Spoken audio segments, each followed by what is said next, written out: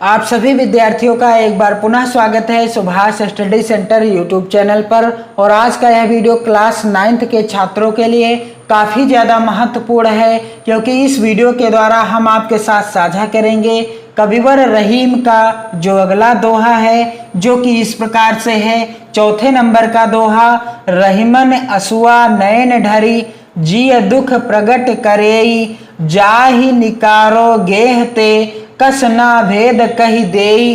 इसका हम आपको बिल्कुल सरल ढंग से संदर्भ, व्याख्या और काव्यगत सौंदर्य लिखने का तरीका बताएंगे इस वीडियो के द्वारा। तो यदि आपने चैनल को अभी तक सब्सक्राइब ना किया हो तो चैनल को सब्सक्राइब कर लें और बेल आइकन को भी जरूर दबाएं, ताकि आने वाली प्रत्येक वीडियो का नोटिफिकेशन आप तक पहुंचता रहे। और साथ ही आपको क्या करना है कि नोट्स भी बनाते रहना है और चैनल के साथ जुड़ करके इसी तरह के वीडियोस के द्वारा अपनी विधिवत तैयारी करते रहना है परीक्षा की।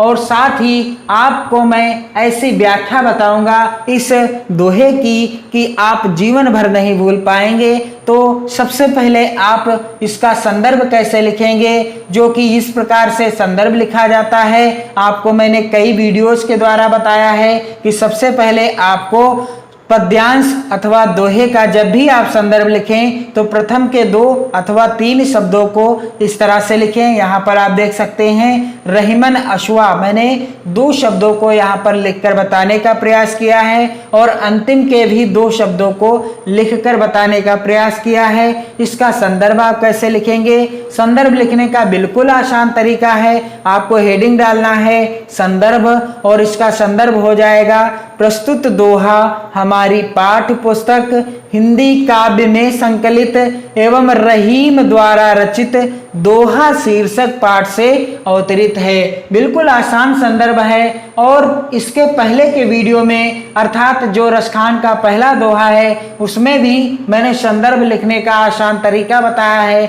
चाहे आप उस तरीके से लिखें, चाहे आप इस तरीके से लिखें। तो आपको ध्यान क्या रखना है संदर्भ लिखते समय कि प्रस्तुत दोहा हमारी पाठ्य पुस्तक हिंदी काव्य, हमारी पाठ्य पुस्तक हिंदी काव्य आप ब्लैक पेन से लिखेंगे में संकलित एवं रहीम कवि अथवा रचयिता का नाम भी आपको ब्लैक पेन से लिखना है, द्वारा रचित दोहा शीर्षक पाठ से अवतरित है। और पाठ अथवा शीर्षक का नाम भी आपको ब्लैक पेन से ही लिखना है। तो इसका प्रसंग क्या हो जाएगा कि कवि रहीम का मत है कि घर से निकाला जाने वाला हर व्यक्ति, कवि रहीम कहते हैं कि घर से निकाला जाने वाला हर व्यक्ति घर का भेद खोल देता है।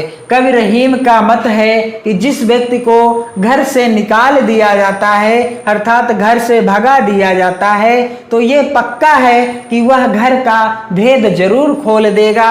क्योंकि जिस तरह से रावण ने विभीषण को घर से निकाल दिया था, तभी तो विभीषण ने भगवान राम से लंका का सारा भेद बतला दिया था और भगवान राम की विजय हो गई थी। तो इसलिए कवि रहीम भी कहते हैं कि जो घर से व्यक्ति निकाला जाता है ये पक्का है कि वो घर का भेद जरूर खोल देगा। तो इसकी सरल व्याख्या क्या हो जाएगी प्रस्तुत दोहे की, फिर हम आपको बताएंगे कि आप व्याख्या कैसे लिखें और काव्यगत सौंदर्य कैसे लिखें। तो इस दोहे की सबसे सरल व्याख्या क्या हो जाएगी? रहीमन यसुआ नयन ढरी जिय दुख प्रगट करेई जाहि निकारो गेह ते कश न भेद कही देई।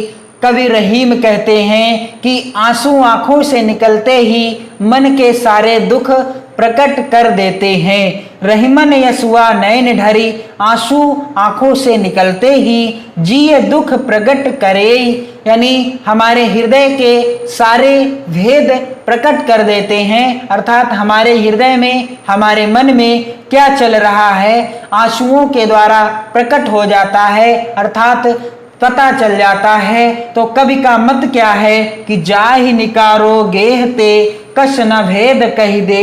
कवि का मत है कि जिसको घर से निकाला जाएगा जाहि निकारो गेह ते कश न भेद कही दे, यानी जिस व्यक्ति को घर से निकाला जाएगा वह घर के सारे भेदों को क्यों ना कह देगा। अर्थात जब आंसू आंखों से निकलकर हृदय के भेदों को अपने आप बता देते हैं कि हमारे हृदय में क्या चल रहा है, तो जिस व्यक्ति को घर से निकाला जाएगा तो वह भी तो सभी से घर के भेदों को जरूर बता देगा। तो इसकी व्याख्या आप कैसे लिखेंगे? रहीमन यसुआ नयन ढरी जिय दुख प्रकट करे। रहीम जी कहते हैं कि आंसू आंखों से निकलते ही मन के सारे दुख प्रकट कर देते हैं कि जैसे ही आंखों से आंसू निकलने लगते हैं तो पता चल जाता है कि हृदय में क्या चल रहा है अथवा मन में क्या चल रहा है। और आगे क्या हो जाएगी व्याख्या कि जाहि निकारो गेहते कस न भेद कही दे। जाहि निकारो गेहते कस न भेद कही दे। कवि का मत है कि जिसको घर से निकाला जाएगा वह घर के सारे भेदों को क्यों न कह देगा। अर्थात जिस व्यक्ति को घर से निकाल दिया जाएगा तो वह घर के सारे भेदों को सभी से जरूर कह देगा। तात्पर्य यह है कि जिस प्रकार घर से निकाले जाने पर व्यक्ति दूसरों के सामने घर के सारे भेदों को प्रकट कर देता है, उसी प्रकार आंसू आंखों से निकलने पर हृदय के भेद को प्रकट कर देते हैं। कहने का अर्थ यह है कि जिस व्यक्ति को घर से निकाला जाता है तो वह घर के सारे भेदों को किसी दूसरे व्यक्ति से बतला देता है, अर्थात उसे बता देता है। ठीक उसी प्रकार से जब आंखों से आंसू निकलते हैं तो वह हृदय के सारे भेदों को प्रकट कर देते हैं। रहीमन यसुआ नयन ढरी जिय दुख प्रकट करे। जाहि निकारो गेहते कश न भेद कही दे। तो इसका आप काव्यगत सौंदर्य अथवा इसका काव्यगत सौंदर्य कैसे लिखा जाएगा? तो यहाँ पर आपको सबसे पहले हेडिंग क्या डालना है? काव्यगत सौंदर्य ब्लैक पेन से। और यहाँ कवि ने जीवन का सच्चा अनुभव प्रकट किया है। यहाँ पर कवि ने इस दोहे के द्वारा जीवन का सच्चा अनुभव प्रकट किया है, क्योंकि जो घर का भेदी होता है वह घर को चौपट करके ही मानता है। एक कहावत भी है, घर का भेदी लंका ढाए। अर्थात जब रावण ने विभीषण को अपनी लंका नगरी से लात मारकर भगा दिया था तब विभीषण भगवान राम के शरण में गए और उन्होंने लंका का सारा राज अर्थात अपने घर का सारा भेद भगवान राम से बता दिया और उन्होंने रावण को पराजित करके दिग्विजय प्राप्त कर ली थी। अगला बिंदु है भाषा। तो इस दोहे की भाषा क्या है? ब्रज भाषा है। और अगला बिंदु क्या है? रस। तो इस दोहे में कौन सा रस है? शांत रस है। और अगला बिंदु है छंद। तो ये जो दोहा है किस छंद में है? दोहा छंद में ही है। और अगला बिंदु है अलंकार।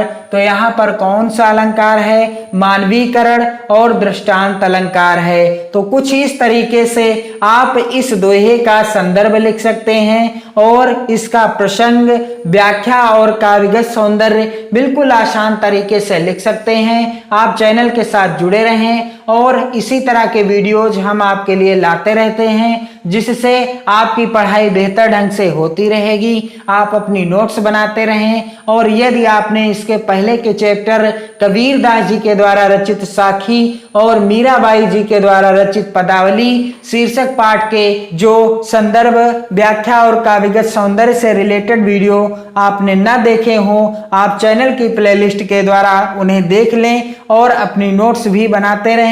और इस वीडियो को आप अपने मित्रों में भी शेयर करें। वीडियो को लाइक कीजिए, कमेंट कीजिए। पढ़ते रहिए, मस्त रहिए, खुश रहिए, खुशियां बांटते रहिए। जय हिंद।